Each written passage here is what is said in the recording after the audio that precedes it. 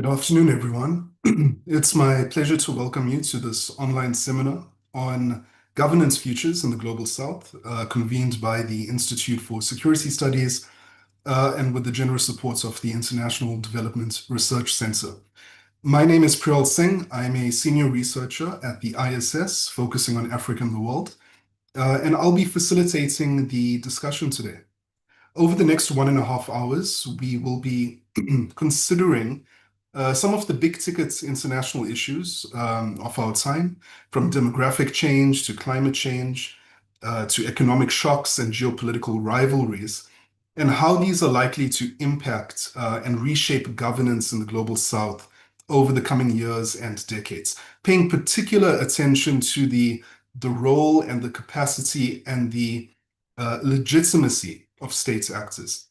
And this is, of course, an exercise in making sense of and attempting to define a direction for global governance against the backdrop of many, many, many moving parts.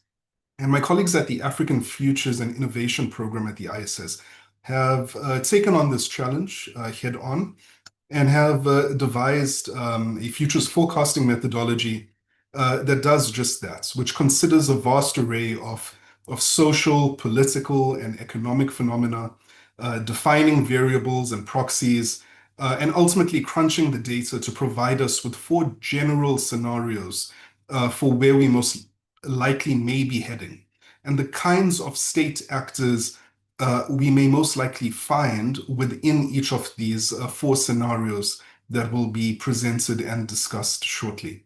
Our overarching question for the discussion today is whether or not the toolkit that we've developed to anticipate and preempt these major global challenges at a policy level are adequate or fit for purpose to ensure that governance in the Global South is resilient. This is not at all a small task, but it is something we will try our best to grapple with by the close of our discussion. Just a quick point I'd like to make is that our IT department will be providing a poll at some point during this discussion. It will pop up on your screen.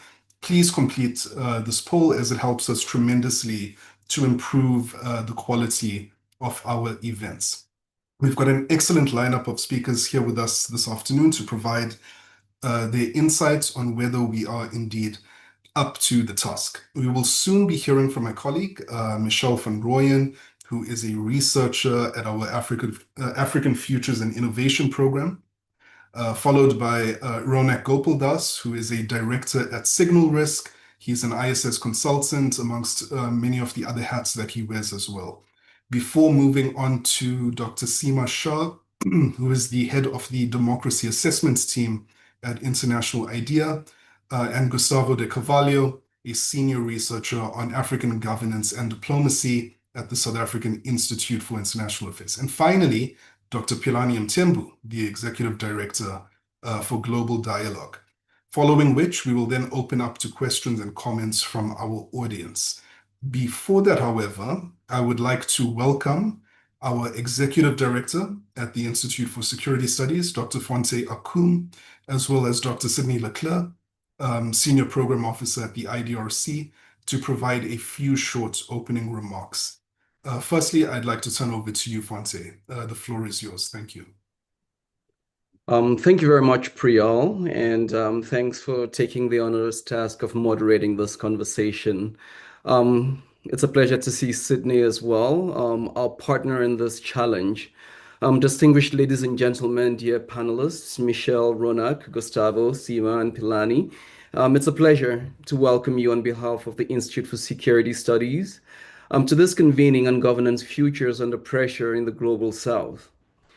As Priyal said, the discussion today focuses on how emerging global trends, including but not limited to global shifts, climate change, digital disruption, and geopolitical realignment, are reshaping the state's role, capacity, and legitimacy in the Global South.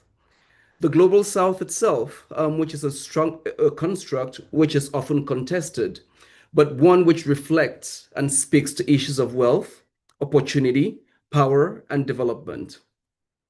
Coming on the back of the 80th United Nations General Assembly meetings in New York, which captured a divided world on display, the four scenarios that are developed by the team to examine state governance evolution under different global conditions definitely provides a toolkit for anticipatory policy planning and strategic resilience, based on an integrated understanding of governance drivers and trajectories. And so please allow me to make three crucial observations that leapt at me as I read through the report and tried to think through our conversation today. The first observation is that states in the global south, in their diversity, are plugged into global dynamics, affecting and being affected by them, necessitating action that enhances both their viability and resilience. The second observation is that amid multilateral fractures, states in the global south are increasingly converging within minilateral arrangements to explore pathways on developing and exercising agency to effectively address global issues that affect them, whether they range from pandemics to trade or from climate change to transnational organized crime. However, getting governance right is fundamental to their capacity in exercising agency. The four scenarios from a sustainable world, growth world, divided world, and a world at war provide instructive indicators of the importance of global connections for developmental and governance outcomes in the global south. So for most conflict countries in the global south, multilateralism matters. I commend the African Futures and Innovations team at the ISS for developing a complex methodology to match the complexity of the histories, geographies, and systems within the Global South to produce an analytically coherent report, which should serve, in fact, as a toolkit as well. We are grateful for the support and challenge from Canada's International Development Research Centre to undertake this rigorous policy-oriented research project. And we hope that beyond it sitting on shelves, it's actually useful in thinking through the future of an inclusive multilateral system as well.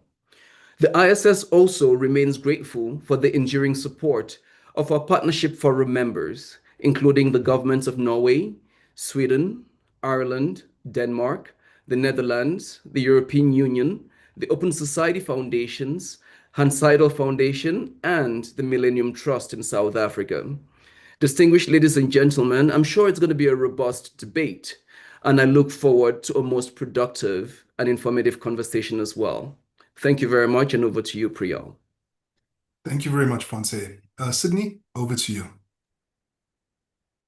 Thank you. Good morning, afternoon, evening, wherever you are, distinguished guests, colleagues, panelists, and partners.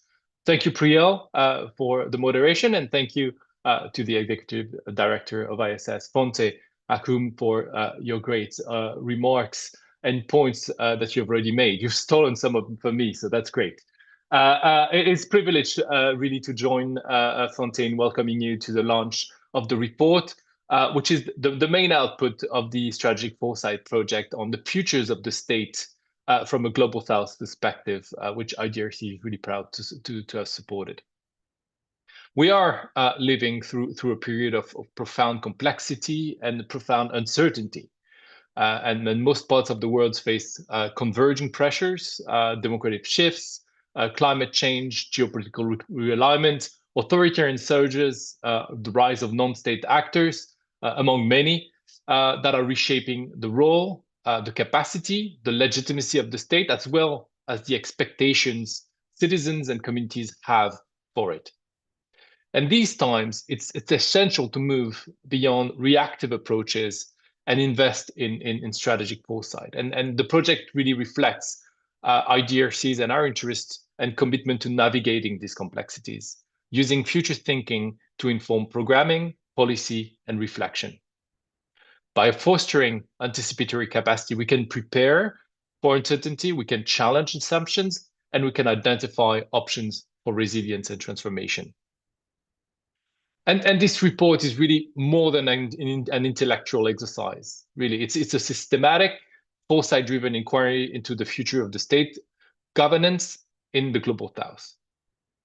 The report scenario framework that you will hear a lot more in the coming minutes offers really a fascinating toolkit for policy planning and strategic resilience. And the report also provides a platform for reflection on these evolving roles and expectations of both state and non-state actors. And it shows that maybe more than ever, we need inclusive, we need adaptive, and we need context-specific governance models.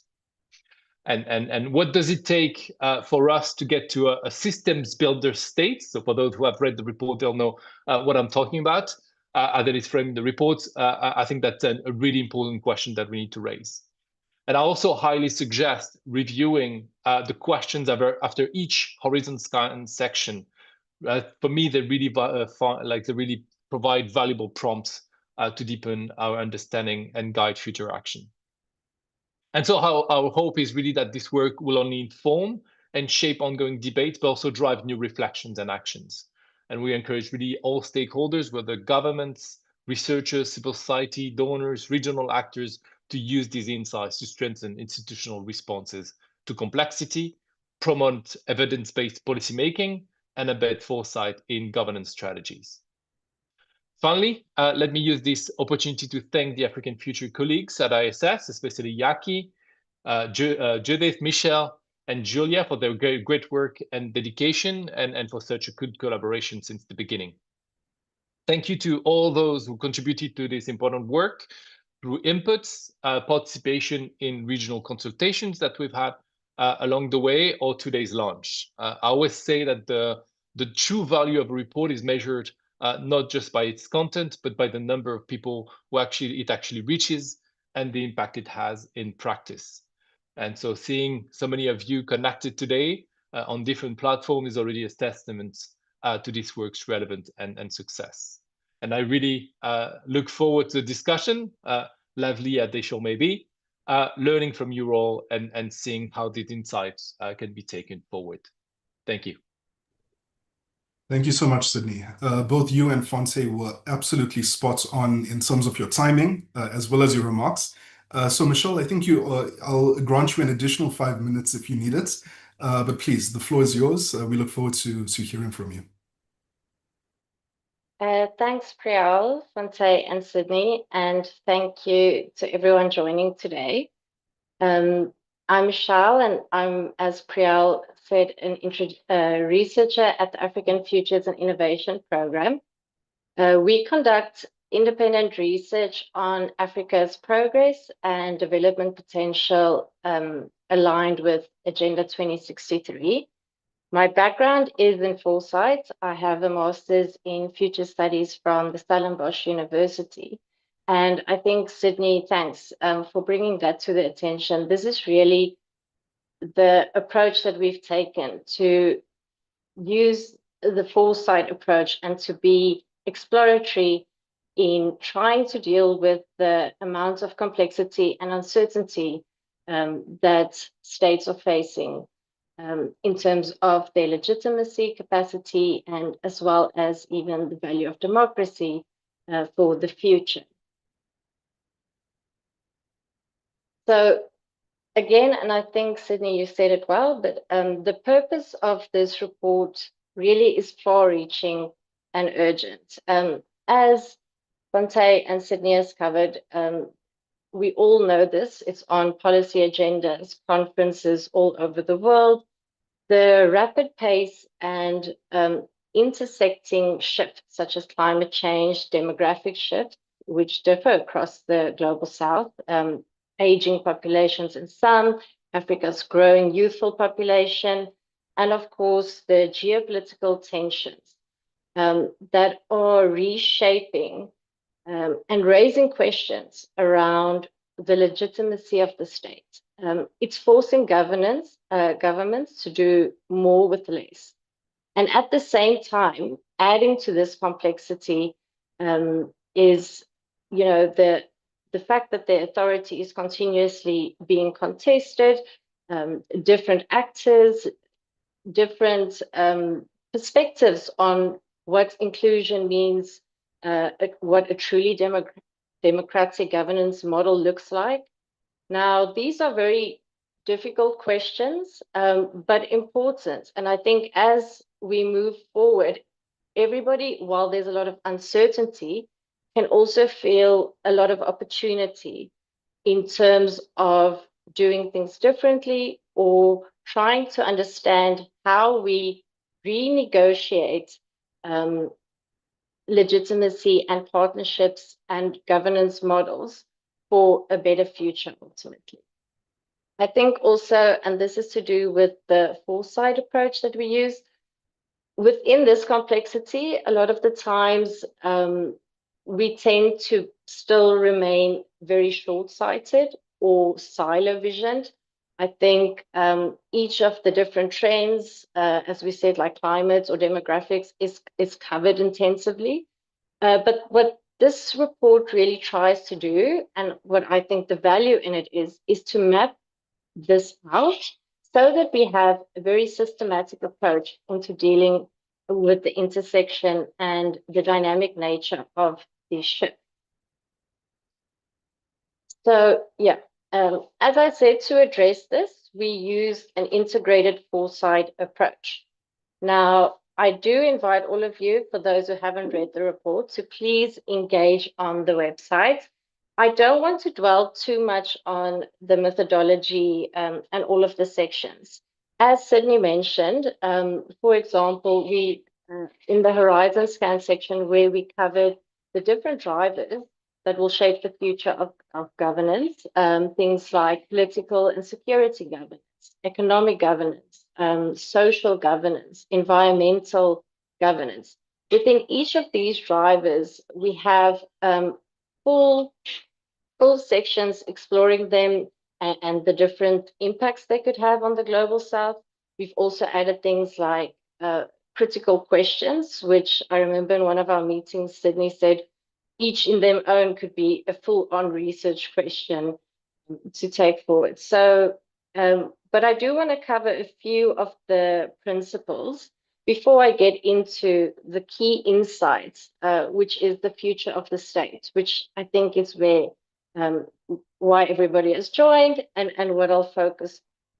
So firstly, this report does not predict outcomes. The foresight approach is a systematic way, as I said, of dealing with complexity and uncertainty. Another important point I want to make is while we've grounded our study, so our focus is truly on the state-centric focus, as well as on the Global South region, to try and reduce futures for a region with so much diversity and different contexts would be misguided. So that is not what we ever aim to do. However, through this big picture approach, there are lessons to be learned that can be applied in various contexts. And we do encourage that as well. At the end of the report, you'll see that we do provide, and Sydney touched on this, that it's a strategic foresight platform. So we even do provide some practical examples of how this report can be used, to fit the different contexts. So I just wanted to provide that as our kind of the foundation that sets everything. And I think it's important to just emphasize that. Now, as I said, I don't want to dwell too much on the methodology, but I'll just run through the key components. So we did a historical and contextual comparison, overview and comparison. We then used 4 global scenarios that were developed from one of our other themes to create the 4 distinct future trajectories from in which states could evolve, which I'll get to. So I think please do go and engage with the different components. It's really covers both depth and breadth, but today's focus is firmly on the future. So to set the stage, I think this is one of the components that I do just want to provide a summary on before we get into our state-centric focus. Now, these 4 global scenarios were originally developed in one of our other themes, Africa in the World, which is also on our website. There's a lot of more detail that can be explored. We even do quantitative modeling and comparison across each of these 4 global worlds. But for today, I just really want to provide a quick summary, as this will set the scene for our state archetypes. So important to know here is that this is organized around 2 dimensions, or what we call axes of uncertainty. So the vertical one is around globalization, so being more interconnected and globalized world versus more protectionist policies, nationalist and polar world. And then the horizontal axis of uncertainty is around effective climate mitigation and adaptation. So low levels versus high levels. Now, this leads to 4 very different global futures. We have the growth world, which is money and technology dominating politics, right? We have neoliberal world of economics, trickle-down economics, high corporate profits, but also at the same time, high inequality. Then we have the sustainable world. So this really is, and this is a lot to do with what we mentioned earlier around questions regarding, renegotiating legitimacy and what inclusion means and what democracy means. So in this world, this is really a systems-wide reform, reimagination, co-creation of the current models and systems we have today. The world at war would be, of course, the worst case scenario, with current geopolitical tensions escalating, wars breaking out. And then we have the divided world, which is a fragmented, tense world of clubs. We're already seeing this a lot today as well, a retreat from a rules-based order, highly polarized. So again, a lot more detail can also be seen on both reports. But I think what I want to say here as well, before we move on to our state futures, is that just to remind us that these are not 4 predictions, these are 4 plausible futures. And reality is a lot more complex. So it's most likely to be somewhere in between or a mix of these. So for example, we can already see some elements in each of them. The growth world, the extractive policies from the past and in the present in Africa. And I think it's fair to say that we all can feel that we are currently likely in the divided world. As tensions are increasing, it's becoming more fragmented, competition, and potentially even heading towards world at war. And I think there's a lot of concern currently around that. Now, for the sustainable world, this is, as I've said, the most difficult to achieve. And in our findings, we've said this is most likely to happen only after a crisis, just because of the amount of sacrifices, difficult choices that would have to be made to get to this world. But what I do think is important when mapping it out like this with the 4 plausible global scenarios is to remind us or to see what would happen if we don't make the difficult choices of returning to a rules-based world. For multilateralism to succeed, maybe that requires difficult choices such as the reform of the institutions, global institutions, and so forth. So this is really a good way to also, and that is really the theme that we've taken through and hope that the readers do, is to stimulate this thinking of the futures that we want, the trade-offs that have to be made, but not to wait for a crisis to happen, not to wait for a world at war or tipping towards a world at war. before we start making changes for governance future.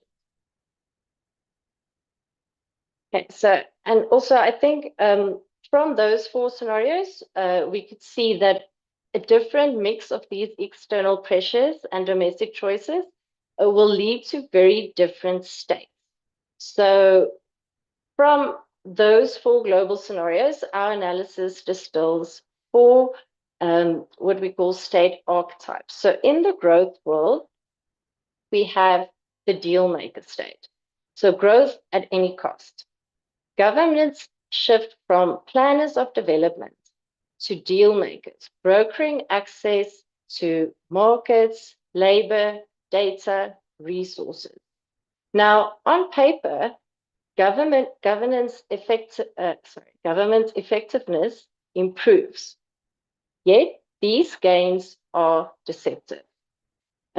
Legitimacy rests on things like GDP and investor confidence, but not on social outcomes. So what emerges is a governance model that looks efficient, but is brittle. Stability is maintained at the macro level, but social unrest, environmental displacement, and localized instability simmers beneath the surface. Then in this sustainable world, we've derived the state archetype, the system builder state. So resilience through reform. And as mentioned, this is definitely, without a doubt, the most difficult to achieve. It requires co-creation. It requires renegotiating things like legitimacy, governance models, democracy. It requires us to struggle with the difficult questions, to face it, to struggle with creating inclusive strategic partnerships that benefit everyone. It also demands a lot upfront. It definitely demands the most sacrifice, where resistance will be inevitable. This is the most difficult to achieve. But it also sets the foundation for the most sustainable and equitable governance model in the future. Michelle, may I just ask, we wrap up within the next minute or two? Yes, Thank you. Then in the fractured state, which is our polarized, this is more reactive planning, not for the fractured state. I think what's important here that I would just like to highlight as well is while there's a lot of unevenness and competition, it also creates space for experimenting with alternatives to global dependence. States can replace policy space through things like selective trade barriers. So there's a lot of winners and losers. But for me, I think the important insight in the fractured state is that even the states that are winners function in a world system that is vulnerable. So inevitably, everyone would be vulnerable within this dynamic. Then the collapse state is the worst case scenario. It's all funding is towards military spending, and states that lack any geopolitical value will be left behind. So just to summarize, and I'm almost done, Priyal, I think the important thing is, and it's very difficult to reduce all of this into 10 minutes, but if I could give some key outtakes, it would be, again, to think of the different trade-offs that states have to make. And I think it's often overlooked when we look at different trends and only focus on the short term. But it's inevitable that all states have to make trade-offs.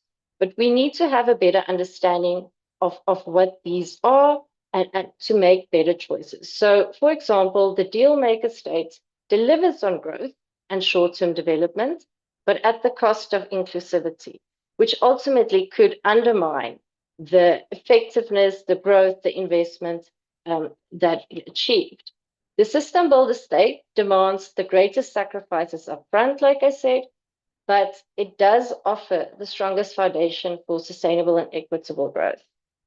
The fractured state creates space for experimenting with alternatives to global dependence, but it leaves the most vulnerable exposed. And as I said, even the winners within these, in a global system that is fractured, leaves everybody vulnerable ultimately. And then the collapsed state is where authority endures only through force, and while governance, the ability to plan, protect, and provide, disappears. So just to finish off, I think as change accelerates, then this is what states really need to deal with, is how to balance these different tensions the most effectively, and to make deliberate and often uncomfortable choices about what to prioritize, what to reform, and what to leave behind. Thank you. Thanks very much, Michelle. For those of us who have looked at the reports, we know it's an incredibly comprehensive report. You've done a lot of excellent work, and you've given us a lot to chew on. But I think the framing across those 4 different scenarios and the 4 different state archetypes really perfectly helps us to conceptualize many of these different issues that we're going to be grappling with. And with that being said, I'd like to turn to Ronak, Ronak, you've done a lot of work covering all of these deepening global geopolitical cleavages and the impact that this is having on Africa, and you've been doing this for many, many years. And Michelle has just alluded to this so-called deal-maker states, which we will likely increasingly confront in a high-growth world future scenario, a scenario in which the international system becomes more transactional, an international system primarily driven and defined by the concentration of power and influence in corporations and rising inequality for everyone else. My question to you is this even a future scenario? Because it really seems like, this is the world that we're living in. And I'd be interested in getting your thoughts on, some of the opportunities and pitfalls of this kind of trajectory that we're on, especially for African governance moving forward. Yeah, thanks, Priyal, and great to be with you guys. I think you're spot on. It's a new world with new rules. That's actually the title of my new keynote. So yeah, I think that's the era that we're in. And the way I'd like to answer this question is by one, providing context, and then secondly, providing a framework which I think is relevant to African states. So, we're in this new world with new rules. The operating systems are no longer fit for purpose. We can see that everybody is playing by a different set of rules. Some are wanting to preserve the status quo. Some are rejecting it outright and wanting to break it down. Some are trying to arbitrage and have a foot in either camp. We've had wild swings over the past couple of years. We've gone from analog to digital, from peace to war, from growth to recession, from offline to online. And, this is a far cry from what Fukuyama called the end of history, which said Western liberal government and democracy was the highest form of government. So that persisted for, 30 odd years, and now everything's changing again. And we've got a playbook for an industrial age and a unipolar world order, which started post the end of the Cold War. But what we're seeing, I think, happening now in reality is that social contracts are breaking down. They're breaking down on the international order, where the architects of the global liberal order itself are rejecting it. We're seeing this massive polarization in societies, particularly in the Western world, between left and right, and there's a lack of consensus. And even individually, you think about the way we behaved during the pandemic with vaccine apartheid and going and buying toilet rolls at supermarkets. We don't trust our systems, we don't trust our politicians, and we don't trust each other. And I think that is fundamentally the issue over here. And I think the pandemic was really a catalyst in that regard. And my personal view is that we're now in the third wave of the pandemic. The first was physical and biological, the second was mental, and the third now is social, societal, and emotional. And so the zeitgeist has changed, and it has been changing over the past few years. We had the 1990 kind of era of the end of the Cold War, the American moment, which persisted for the better part of 3 decades. 2020, something happened, right? So the zeitgeist shifted again. We had multiple intersecting crises, polycrisis, if you will, where we had an economic downturn in real and financial economies in the developed and developing world, climate emergency, the killing of George Floyd, which unleashed a wave of social protests, a clash between liberal and authoritarian values, and that really ruptured the system. Then we had Joe Biden, who, a bit like Humpty Dumpty, tried to put it back together again, but the cracks and the cleavages were too big. So you had Gaza, you had Russia and Ukraine, and then at the end of last year, you had a series of weeks where everything changed again. Trump was re-elected, governments in France and Germany fell, Justin Trudeau resigned. In Romania, an election was annulled, and there was martial law declared in South Korea. So the center was not holding, and as a result, we saw this illiberalism spread from the periphery to the core. And I think I'm saying all of this to illustrate that we're in both an era of change, but also the change of an era, and we're sitting somewhere in the messy middle. We've had these big shocks to the global economy before, Bretton Woods, the Nixon moment, and now something is breaking down, but we haven't quite figured out what comes next. And there's no clearly defined social contract for this age and this era, which I think is making things feel really, really volatile and really difficult.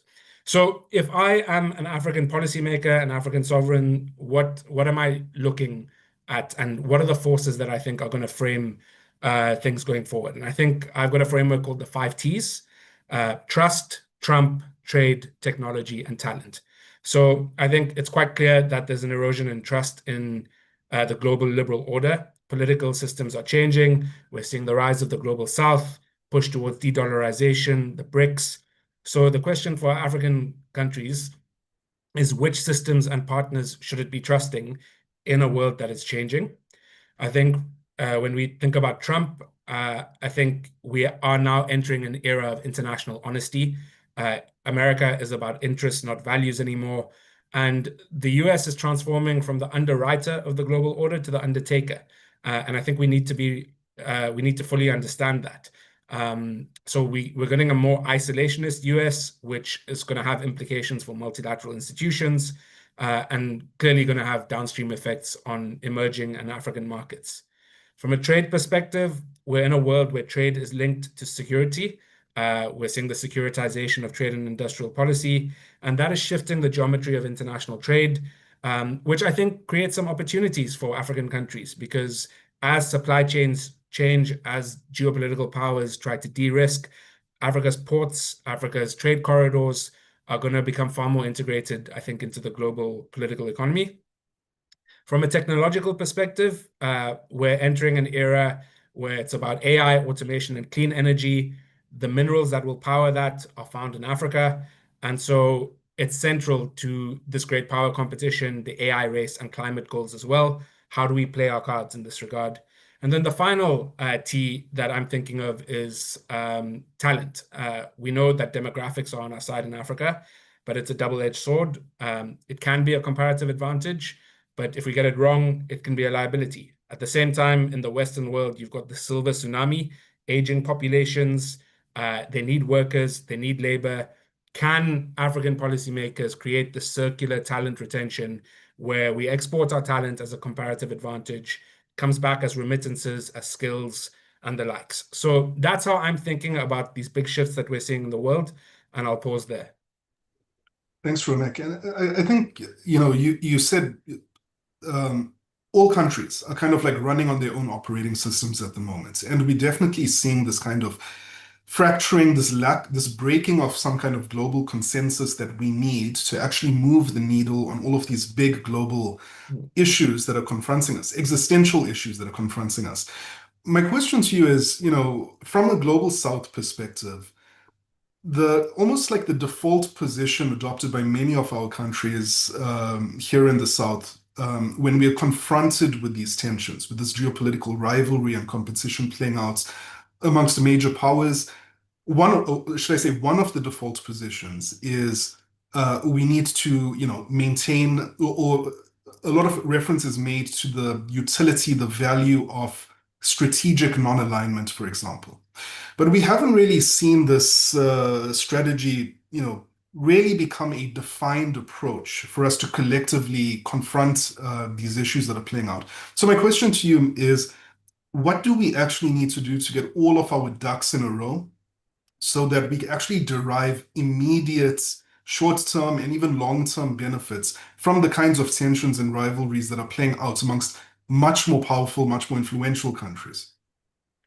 Yeah, good question, Priyal. I think there are always opportunities in crisis, and in a world that does seem very chaotic and all over the show, we have to be strategically pragmatic, but also irrationally optimistic. And I think what that entails is leaning into our comparative advantages, because we know in Africa our risks are our rewards and our challenges are our opportunities. So, the external piece is important, how we manage different powers, how we exercise agency, broker good deals, make sure that it's not a repeat of what happened during the Cold War, where we're not piggy in the middle, but effectively exercise leverage and agency on terms that are beneficial to us and effectively act as kingmaker.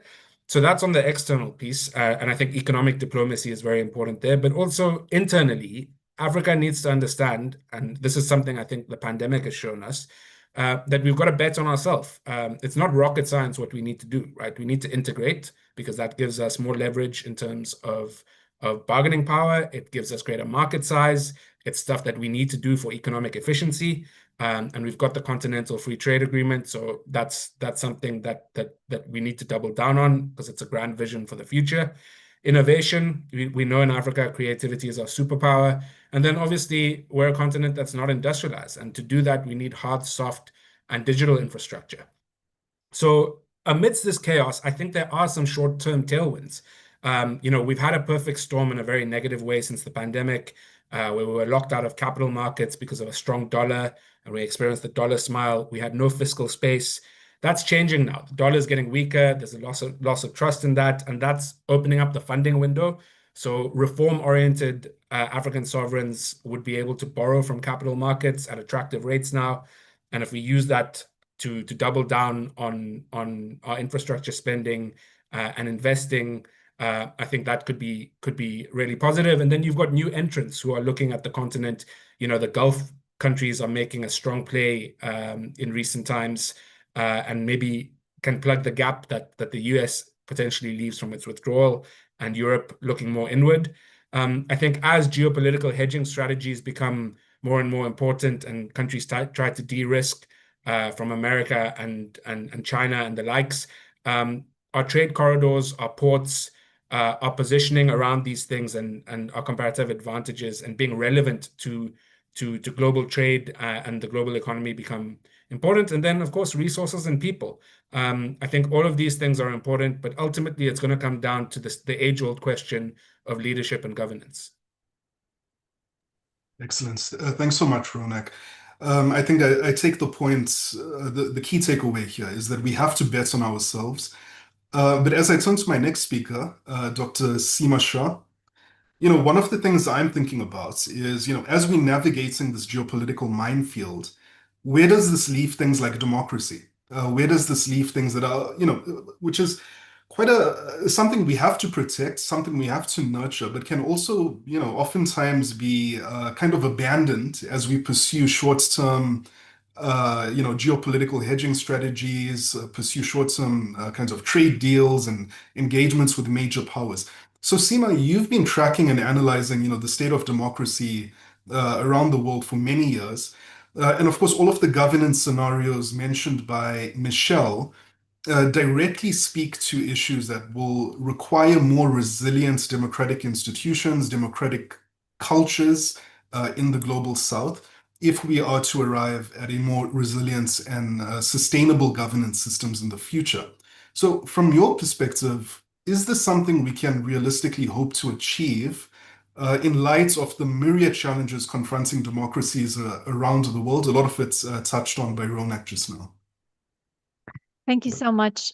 First, I just want to thank you so much for including me in this discussion. It's a privilege to be here. And I also just want to congratulate Michelle on this report, which is really a significant contribution at a really key time as we're looking at the reordering around the world. And these are the kinds of questions that all of us need to think about really critically right now. So very deep congratulations on the report.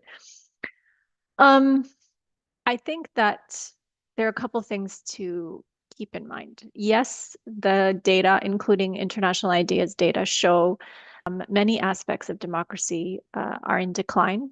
worse than we were doing in the mid 1990s. The changes that we've seen are not huge since then. You don't see significant deep drops when you look at global averages. I'm talking about, of course, in certain countries, we've seen huge drops. We've also seen improvements. So I think one thing to keep in mind is it depends what your timeline is that you're looking at, right? So it's important to keep both the short term and the long term in mind so that you don't get caught up in overly pessimistic outlooks, and that we remain just keeping in mind that any kind of democratic change takes time, sometimes a long time. And so we shouldn't be too, our spirits shouldn't be too dampened by the fact that maybe things are in a slump right now, but that doesn't mean that we won't come out of it. The second thing to keep in mind is that we have seen some really important improvements in the data. And some of those are neglected because they happen in smaller countries. So in our latest report, which we released just a few weeks ago, when we look at the data, we see that actually, if you look at all the indicators that we measure, you see that the biggest change has some of the very biggest, in terms of steep changes in the positive light, have occurred in smaller countries. So we see places like Vanuatu and Fiji, really Moldova showing huge improvements in things like access to justice, absence of corruption, participation. And so that gives us cause for hope, I think, that we do at the country level still continue to see improvements. Another thing is that, a lot of people sort of feel really frustrated because when we talk about democracy, it can be amorphous. There is not consensus on what it means or what kinds of indicators should be included. But I think that that's a real opportunity, especially right now, when there is more space to think about what democracy means for you and what it means country to country, region to region. There is room for reform and room for reimagining what democracy right now and democracy in the future could look like. What, if it was up to you, what indicators would you weigh more heavily? Which ones do you think are less relevant in your country context? We at International IDEA take a very broad view. So we include things like basic welfare, which includes indicators that measure education levels, kilocalories per day, in our definition of democracy. A lot of people say that's stretching it too far, but we disagree. We take a rather thick definition. And I think I think the lack of consensus means there's room basically to explore and make democracy what you would like it to be for you. The other thing that I think is important to keep in mind is that one of our recent studies, it's called Perceptions of Democracy. We did a survey in about 19 countries around the world, and we compared what those in the bottom income categories felt about different aspects of democracy compared to majority views. So we compared two things. First, what do your average citizens in a country think about the performance of their democracies compared to what expert coding indicates the quality is? And then we look to see, do marginalized communities feel differently than majority communities? Or do self-identified minorities feel differently than majorities? And some of the findings were really surprising. It is not the case, for instance, that across the board, minorities feel more pessimistic or that they have less access to institutions. That's not always the case. And I think that is really, I mean, for me, that's provides hope that things are changing in certain places. So for example, we found that when we asked people how free they feel to express their views in public as a measure of freedom of expression. And what we found is that in places like Tanzania, Sierra Leone, and Senegal, self-identified minorities felt more free than majority communities to say how they felt. And I think this is something to take as a sign of hope. So I think there's lots of reasons to continue to be hopeful. Thank you. And I mean, when I think about, whether the democracies are able to kind of weather this kind of geopolitical storm that we are confronting, and it just reminds me of, the old saying, it's like trying to fix a moving car. There's always going to be new challenges. new opportunities as well, I suppose. But Seema, maybe let me ask you, is there anything novel or unique about this particular moment you feel? And the challenges or the scale or the scope of the challenges confronting democracies around the world. Is there something novel or unique? And I bring this up because you did mention that, on paper, we're not doing as bad as we think we are. We're probably on par with where we were in the 1990s, as you said. But I think living through this moment, the challenges we kind of want to preempt and prepare ourselves for haven't really come to the fore just yet. Should we be more worried, or is there something unique and novel about this moment that we should be particularly preparing ourselves for? I think there are a couple things, again, that are hopeful. One is that there seems to be an increased focus on this idea of democratic resilience around the world right now. You mentioned it just a few moments ago. And I think if we think deeply about what resilience means in terms of being ready for expecting shocks, kind of embracing the idea that at any moment something unexpected could happen. And are you in a place to weather that storm, no matter how unexpected it is? So, do you have the level of flexibility in your institutions and in your population and in your laws that will allow you to get through it without losing the core of democracy as you define it? And I think, as one of my colleagues says, fixing the roof while the sun is still shining is the best approach to doing that. So I think that's one thing. Second is that there seems to be a lot more attention all of a sudden, just in the last few months, actually, in not just, I don't like this term, but in the perspectives from the global south, if that's what we're going to use, and giving more legitimacy to the voices that are coming out of those countries, and a recognition that sometimes the reasons why countries in the global south are not performing more strongly on typical indicators of democracy is because they are constrained by things beyond their control, like foreign debt. That's not something that was part of the mainstream conversation for a long time. And because, richer developed countries don't want to take the blame. But now it's much more open in conversation that this needs to be taken into account. And protectionism can help internal resilience. Now, what that does in terms of international stability is another story. And I think it's going to have to prompt a lot of thinking from wealthier donor countries. But again, I think that's a reason that we can be hopeful, because now there seems to be, if not acceptance, at least a listening mode more than there was before to these limitations. And the other thing is that the Western world, which is traditionally the democracy donor community, they need countries from the global south to get on board with democracy in a way that they didn't before, because there are so many concerns about the exit of the US and what it means for security. And so they need more democracies to be allied in terms of what they want the future values to be. And so I think that again helps. I'm not sure if I answered your question. No, you absolutely did. Thank you so much. And the key takeaway point, or what I take away from that is, one of the major issues or points of contestation for all countries moving forward is maybe this feeling that more and more things are going to be out of our control.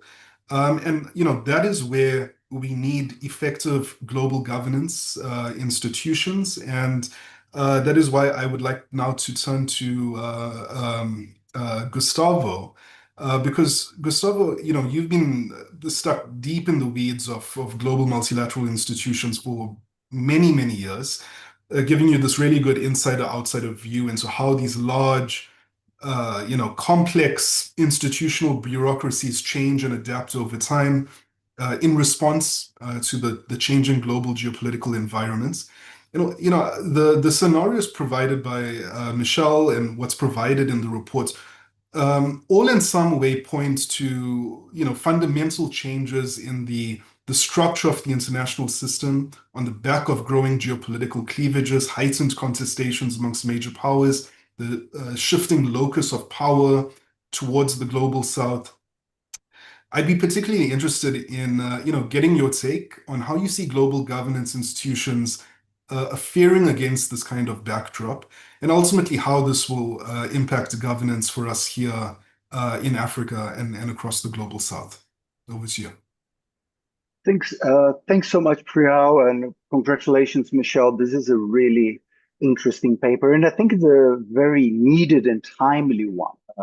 I think when we are reflecting about the state of the world now and what are potential trajectories that the world is going, it does make us question not only what futures we would like to see, and thinking from your foresight language around that, but where are we at the moment, and why are some of those changes, and why so much uncertainty and anxiety gets created with that. And I think making that reflection can help us to see part of that anxiety is because we somehow know what the global order is not at the moment. We know we've moved past the point of the American hegemony that we've seen since the end of the Cold War. But at the end of the day, the description of what the world is now is still very uncertain. I've been doing some work on trying to understand, is there some kind of consensus that explains what the world is now? And there is none, like not in the academic literature, not in the policy literature. Because a lot of the thinking, sometimes it reflects about, for instance, the idea of multipolarity, either as a wishful thinking, something that we work towards to, or the fact that multipolarity is somehow here, but you have this kind of fight back from established powers.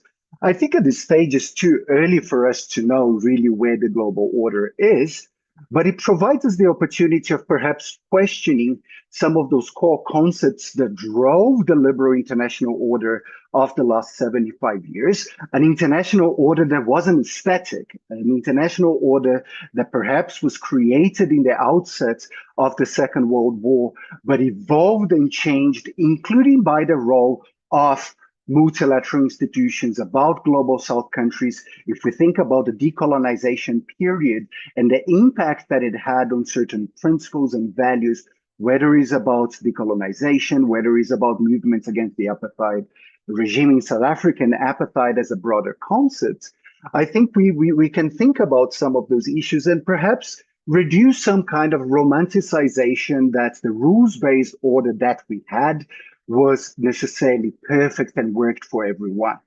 And I like thinking of this idea that many had, that during the Cold War, you had two big powers, and therefore there was more stability internationally. That is an argument that is often made within the global North or in the West, because for those of us in the periphery and in the margins, the Cold War was incredibly unstable and violent, both because of direct intervention from many of those powers looking to expand their areas of influence, but also because of that need to pick sides and being you're either here or either there. Now, within the context of global governance institutions, they certainly get affected by this crisis of legitimacy, not only about the rules-based system, but the very process of who is making those rules, who is shaping those rules, is who is the recipient of those rules. And why that becomes so important at the moment, because you have an element that we know for sure that the US remains as the largest global power at the moment, followed very closely by China. In certain aspects, China surpassing, in certain aspects, the US still being far behind. But the proportionate distance between those two countries and the rest of the system, whether we are talking about countries like Germany, France, in the global North, or Brazil, Indonesia, India, and so on, That means that these countries are not simply revisionist countries when they say that the rules of the game needs to be adjusted, but primarily what they're doing is to reflect a system that is responsive not only of their values and ideas, those are important, but particularly about their self-perceived and collectively perceived ability of influencing the overall system. And this is why within this moment, you have a space where the United Nations, very much frozen within its own bureaucratic structures that have been created 80 years ago. We've seen at the moment, we saw with the General Assembly last week, a lot of the how countries have perceived and processes like UN80 and pursuits of changing that. But at the end of the day, the changes needs to be beyond cosmetics.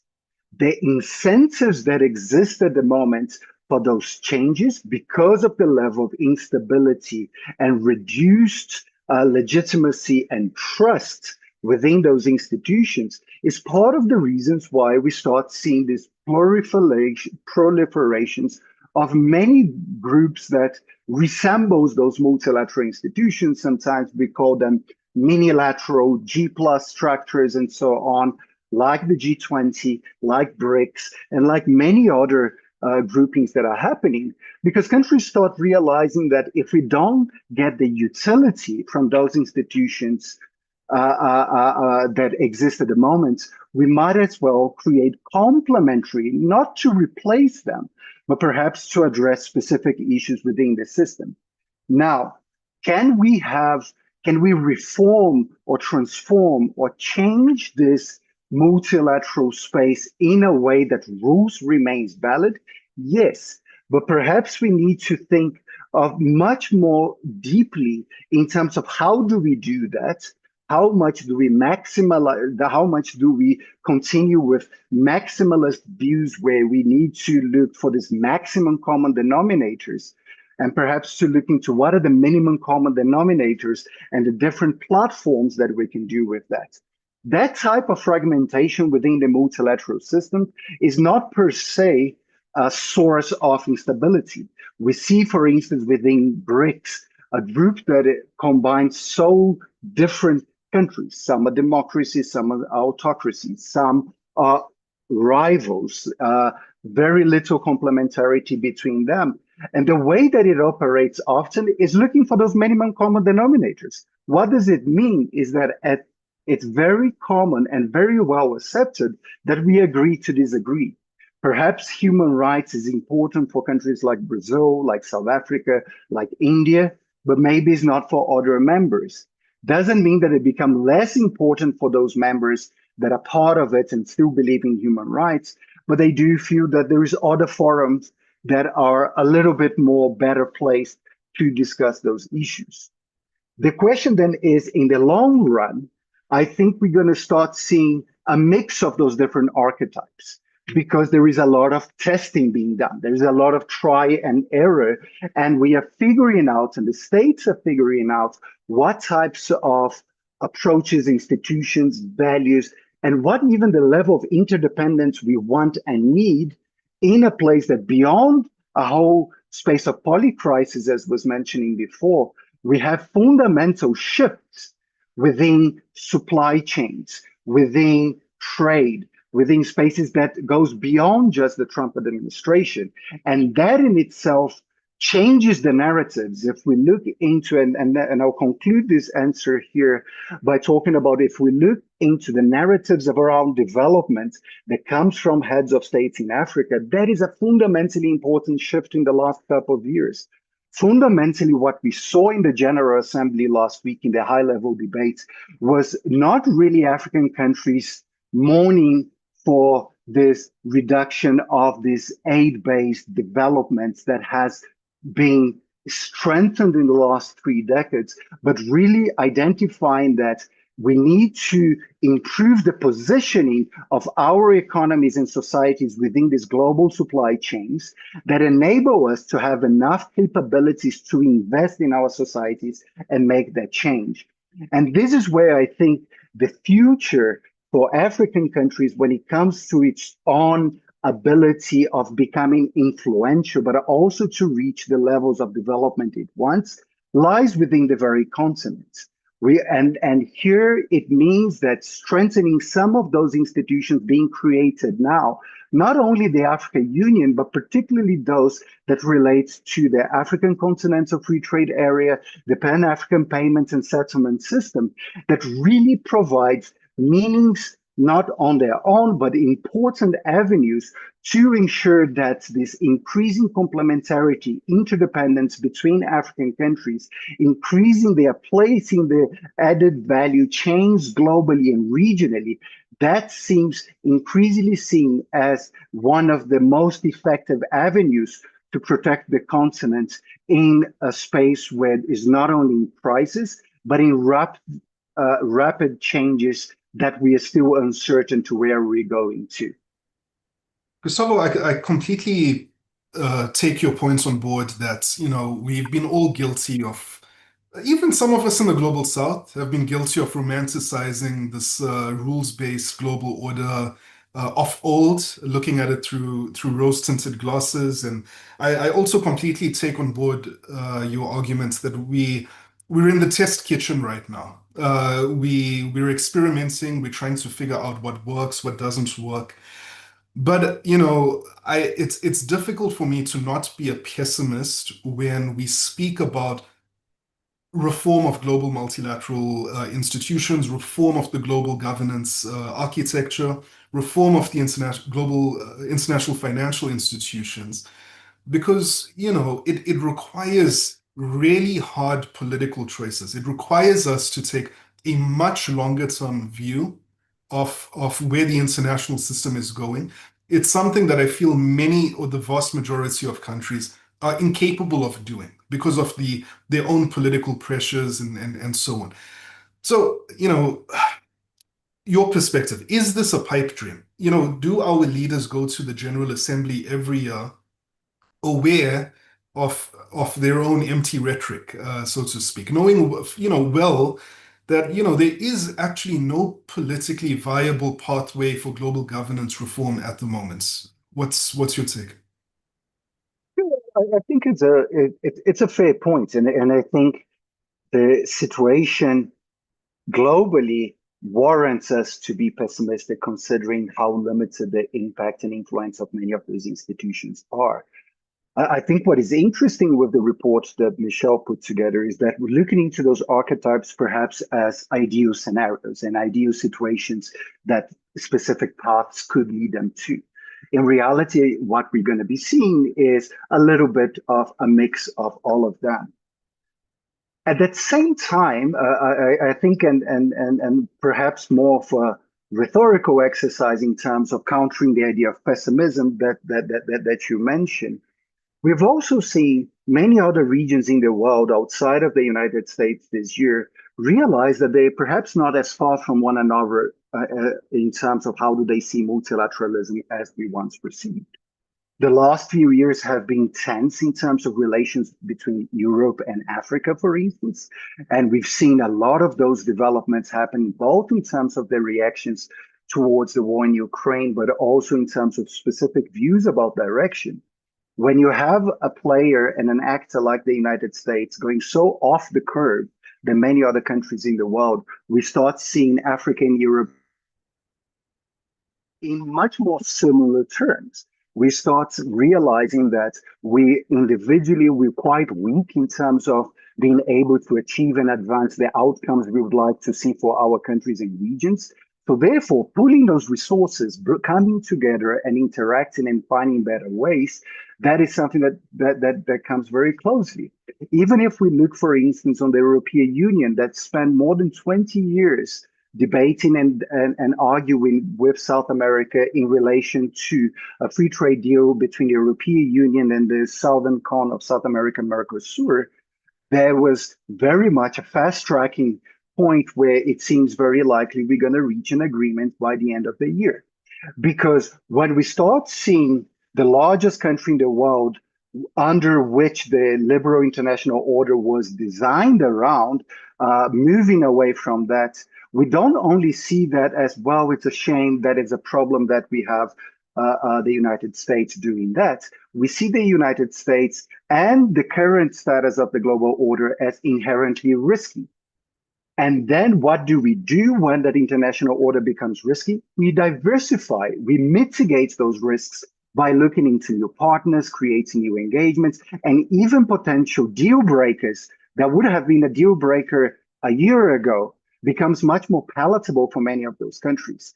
It's not that countries would be willingly moving away from the United States. It's still a relevant country in terms of security, in terms of influence, in terms of the economy, but it does seem to be very risky for many of the players within the global south and within the global north. That leads into this idea of the system builder, a potential route that we can see in certain aspects, because at the end of the day, we are going to start finding alternative systems and approaches that reduces the instability of the international system, whether the US is part of or not. This, in a way, I think it brings a lot of this potential for us to look into, first into one another with very different eyes. I think with the narratives, perceptions, and ideas on how do we see one another without a less hierarchical position, but much more seen as part of this complex network of countries that are influential in different ways, levels, themes, and sectors, but also at the same time that there is multiple ways to see a rules-based system that is not necessarily entirely based on what we currently have. Reforming the multilateral system is not simply about fixing the United Nations. That is part of the problem. Seeing other institutions as revisionists, as the one that is threatening their order, is neither the situation too.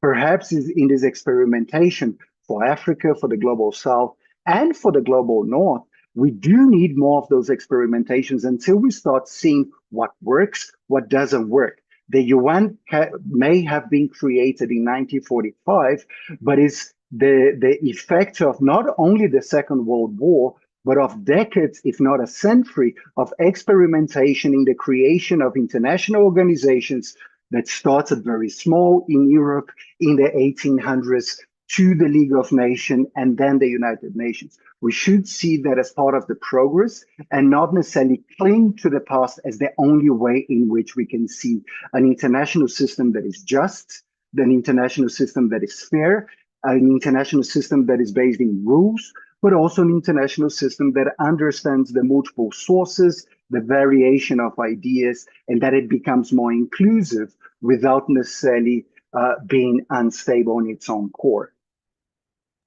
Thanks so much, Gustavo. I think I'm really glad you came back to the point of sometimes many of us in different parts of the world, different countries, different regions, we don't see the same issue through the same lens at all.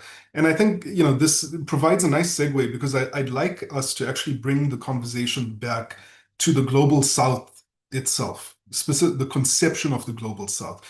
Because one of the things that stood out to me, I mean, from Gustavo's comments, I think Michelle also alluded to it. I think even Seema, in one of your comments, you did register this like hesitation to speak about this global south conception as a whole.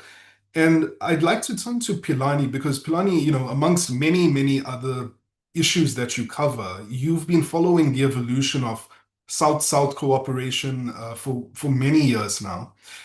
And I think we're all aware of the fact that the global south is a bit of a fuzzy concept. We generally assume that countries in the global south will largely align around certain global governance issues, pursue their international relations in an increasingly more coordinated or coherent manner moving forward.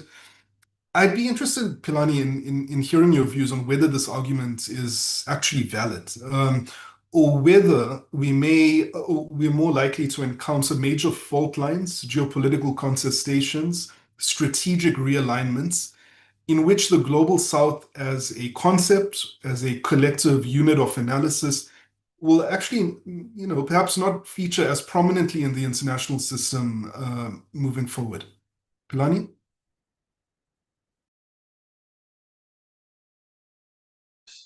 No, thanks, colleagues. Thanks, Priyal.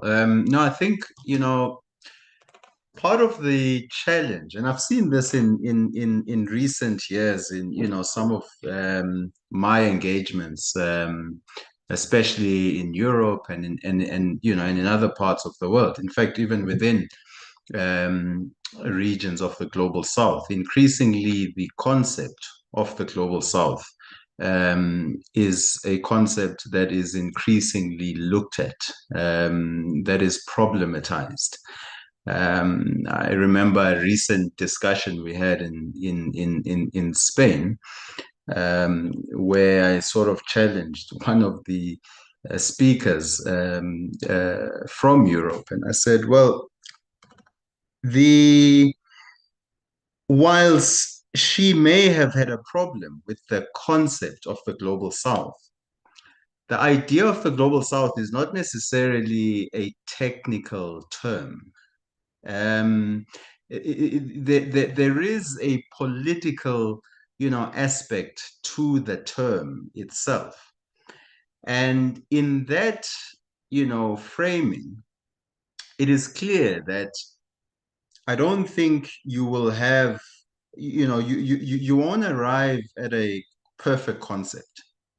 However, it is still a concept that continues to capture, in certain ways, the aspirations of countries and regions that we may refer to today as regions of the global south. One of the areas where I sort of focused on when at least encountering the idea of the global south, I encountered it initially when I was doing work on what was called emerging powers. And a question I always asked myself and others is, how long will emerging powers emerge? When do they reach a particular tipping point where they are no longer emerging, but they are powers in their own right? And so, a lot of my work, especially earlier work, was on this area. So, the idea of emerging powers. And I think I remember when I completed my dissertation. So my whole, sort of my PhD dissertation, the whole dissertation was on the rise of emerging powers as sources of development cooperation in Africa. By the time I finished my dissertation, I was questioning the concept of emerging powers. And so the concept I then used was Southern powers, because my idea was to say, well, these countries are no longer aspiring for a regional and a global role. These countries are playing strong regional roles. They are already strong global players. Some of them have already surpassed, countries that we may refer to as developed countries. So if, so the idea was that emerging until when? And, if you're already influential, if you're already exerting influence in your region and globally, at times even having a systemic influence on international relations, then I think, the term, Southern powers is certainly better than that of emerging powers. But I do think that in this fragmented geopolitical landscape, rather than so academically, yes, we will question the concept, but politically, the concept will continue to gain relevance. Part of the reason for that is because in a fragmented geopolitical landscape, countries that have been seeking a greater role globally, countries that have been seeking a greater role regionally, if their house is more or less in order, at home, they will see opportunities, because ultimately power is relative. So the more these countries rise, the more the influential they become. It ultimately means that countries that had the ability to unilaterally shape global decisions have less of that ability. And in that sense, I think at least some of the leading countries of the global south will remain wedded to the concept of global south. They will remain wedded to the idea of South-South cooperation, partly because they will see success in what they have been pushing for. Last point on this is, why do they see success? Well, let's go back to the 1980s to the 90s. At that time, the countries of the Organization for Economic Cooperation and Development, particularly the Development Assistance Committee, they were responsible for over 90% of all official development assistance. And this gave them a disproportionate influence on defining ideas on development, the role of the state, and so on and so forth. Fast forward to today, we've seen a decline in relative influence when it comes to development cooperation disbursements. Countries in the global south have actively shaped a changing international development landscape to the point where they are changing practices in leading countries of the global north. You know, ideas of blended finance, ideas on concessional finance, the role of multilateral development banks. The monopoly in terms of who disburses development finance is no longer residing within regions that we referred to before as the global north. So in that sense, I think that countries in the global south will still see resonance in pursuing historical objectives of South-South cooperation, even though they themselves understand that the concept of global south may be an imperfect concept, but politically it still makes sense for them to actually champion ideas that are traditionally generated within that framework. Thanks, Blani. I think you make such you make an excellent point when it comes to the language we sometimes use. You know, why don't we refer to the developed world as emerged powers, and the global south as emerging powers? And you know, the key point or the key takeaway from what you said for me is there's a differing utility at a conceptual level and a political level when we refer to the global south. I think for, you know, the report that Michelle provided, in which we're looking at all these different global conditions, the ways in which power is fragmenting, and so on. Looking at the global south and trying to understand the utility of the global south, I think a lot of us try and force it into a singular kind of conceptual framework, that many of these countries are going to coalesce around the same things. They're going to pursue common behavior. They're going to pursue common policies and so on. But like you said, that's not necessarily the case. These, you know, the grouping is fractious, it's fragmented, but politically it will still carry a lot of utility because countries will cling to that identity.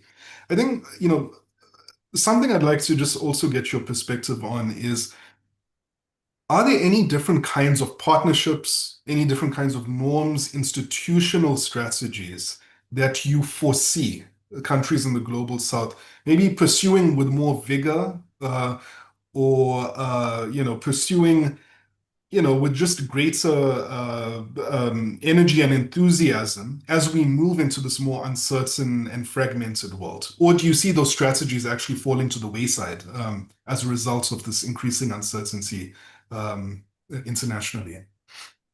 So there's definitely, you know, still continuity when it comes to issues around the reform of multilateral institutions. However, I think there's a realization that even when we call for the reform of multilateral institutions, we're actually, you know, so many of these countries say we need to safeguard, you know, multilateralism and so forth. But it's not just for the sake of multilateralism, because much of those institutions were critiqued by, you know, leading countries within the global south. So what I see, I think, certainly going forward is leading countries in the global south pursuing greater coherence and strategic autonomy at a regional level.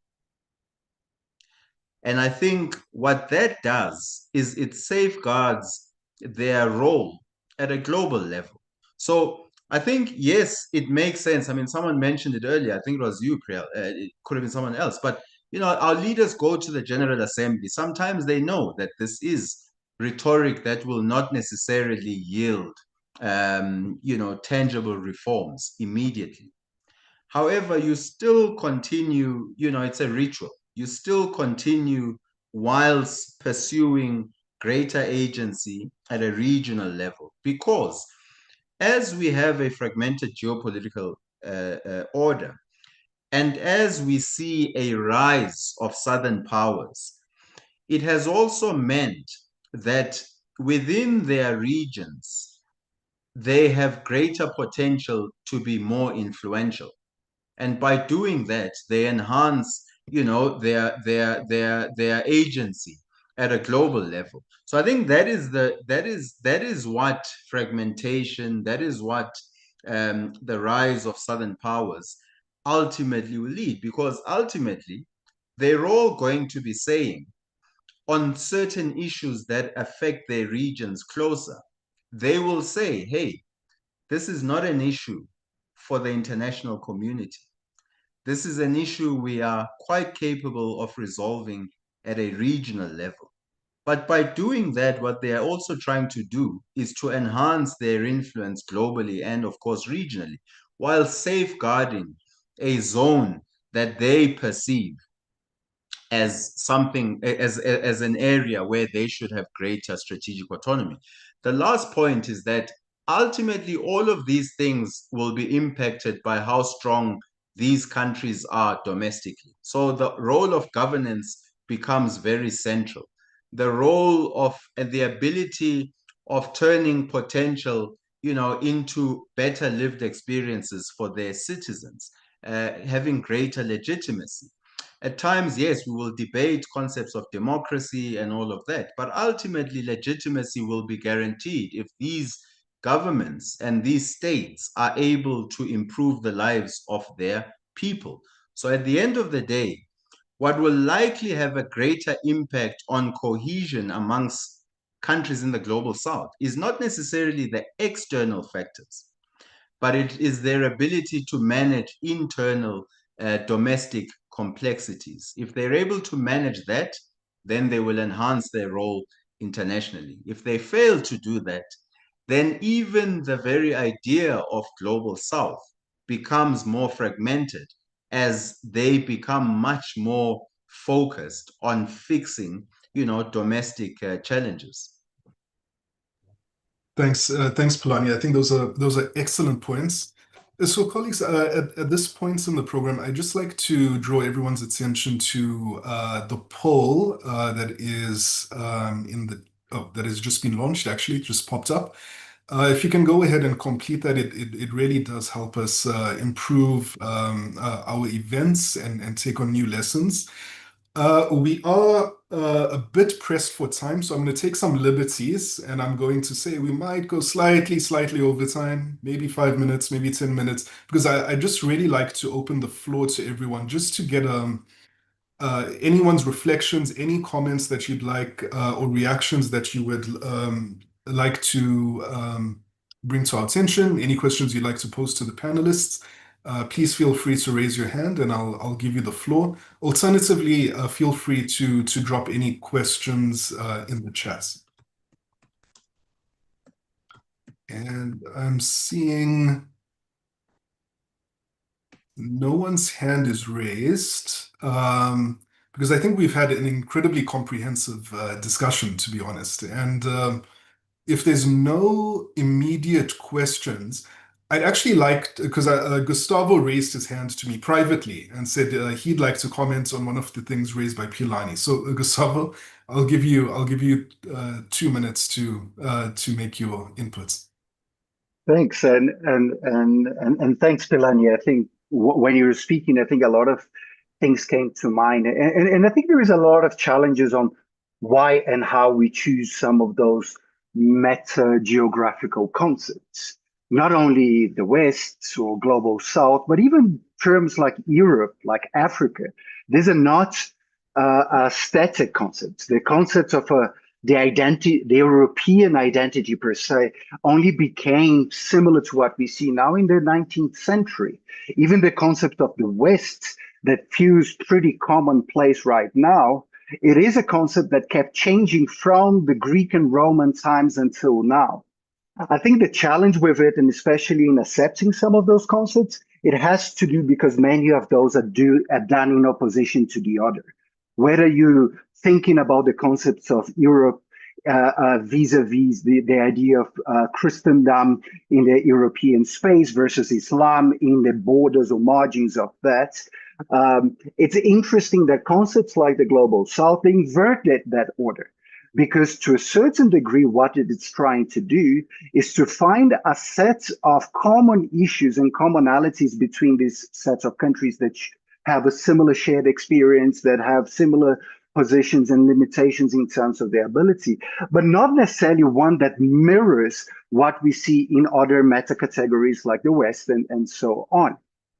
This means that for me, and I think Priyal was spot on when he mentions the key measurement for me on whether we should use a concept or not is how widespread it is by those that are developing it, not those that is in opposition to, but also how useful that is, the idea of utility.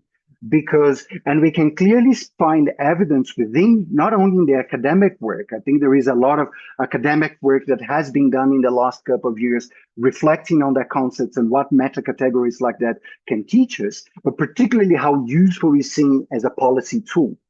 Whether because we are worried that we are not part of it, Pelania would know it quite well, we have the Russians that in any shape or form would not be considered part of the global South. And unsurprisingly, the new idea of concepts that they're bringing is this idea of the global majority.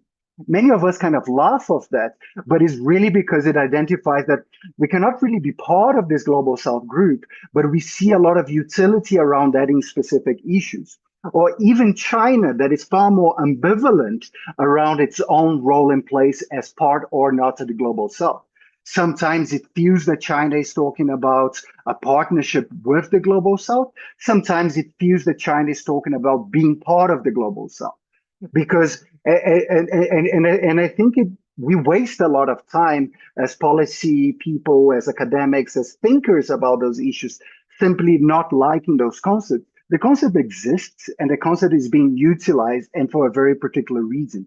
Is not the one that is all inclusive. That means that you have the same level of cultural complementarity or economic integration or political alignment that you have within the so-called West, for instance. But there is other elements that bring them together, and action and policy actions are already being done. So I think for us it's important to, even if we don't like it, the concept is there, it exists, and it's being utilized. So I think it's important for us to somehow accept it, even with all of its limitations that it brings. Excellent, thanks. Those are great points, Gustavo. And colleagues, I do note we haven't had any questions because, again, I think we've had an incredibly comprehensive discussion, and I would love for us to continue speaking. We just have one comment that's come through. There's an ongoing conversation about the reform of the UNSC to fit in 2 African states. Pilani mentioned that to deal with international issues, global South countries need to be able to tackle these issues, the internal issues.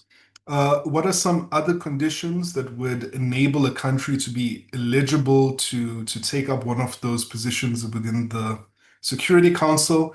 I think, yeah, that's the gist of it. It's a fascinating question, and it's actually the basis of a project that has been also housed under the African Futures and Innovation Program for many years, called Elect the Council.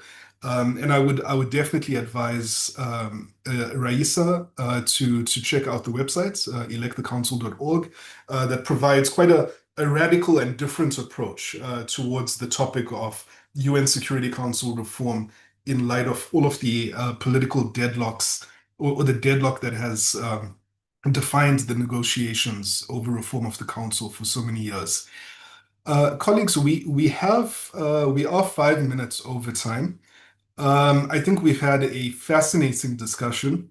I would really like to thank our panelists, Seema, Gustavo, Pilani, and Ronak, who had to unfortunately drop off, for their time. You've provided some invaluable insights and inputs.